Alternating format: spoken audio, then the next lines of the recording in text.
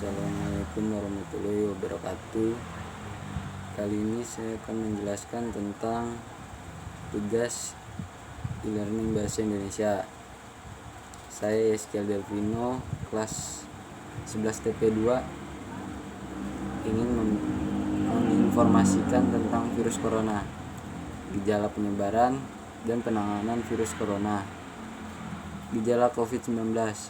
Gejala virus corona dimulai dengan batuk kering dan diikuti dengan gangguan pernafasan. Batuk ini adalah batuk yang terus-menerus selama lebih dari 1 jam atau mengalami batuk rejan selama 3 kali dalam periode 24 jam. Biasanya 5 hari secara rata-rata bagi orang untuk menunjukkan gejala, kata para ilmuwan. Namun bagi sebagian orang gejala lebih lambat terjadi. Organisasi Kesehatan Dunia WHO mengatakan masa inkubasi sampai sekitar 14 hari. Spesialis telinga, hidung, tenggorokan di Inggris mengatakan mereka mendengar ada gejala lain dari banyak pasien, termasuk kehilangan indera penciuman dan perasa. Sejumlah orang melalui media sosial melaporkan kehilangan indera perasa dan penciuman, dan sebagian dites positif terinfeksi virus corona. Namun sebagian yang mengalami batuk pilek juga merasakan hal yang sama, sehingga belum cukup bukti COVID-19 juga mempengaruhi indera perasa. Penyebarannya. Dokter spesialis paru dari Rumah Sakit Umum Pusat Persahabatan Diah Handayani menjelaskan bahwa 2019 COVID corona adalah virus yang menyerang sistem pernafasan manusia. Bedanya dengan virus lain, ujar dia, virus corona ini memiliki virulensi atau kemampuan yang tinggi untuk menyebabkan penyakit yang fatal. Menurut dia, virus ini berbahaya jika telah masuk dan merusak fungsi paru-paru, atau dikenal dengan sebutan pneumonia, yaitu infeksi atau mikroorganisme lain seperti bakteri, parasit, jamur, dan pernafasan. Pertukaran oksigen tidak bisa terjadi sehingga orang mengalami kegagalan pernafasan.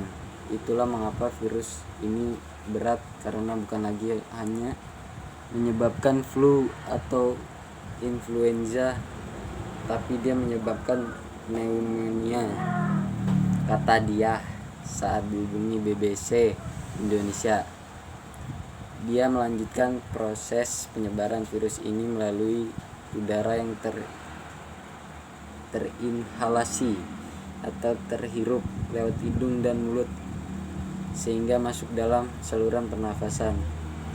Virus ini masuk melalui saluran pernafasan atas, lalu ke tenggorokan hingga paru-paru.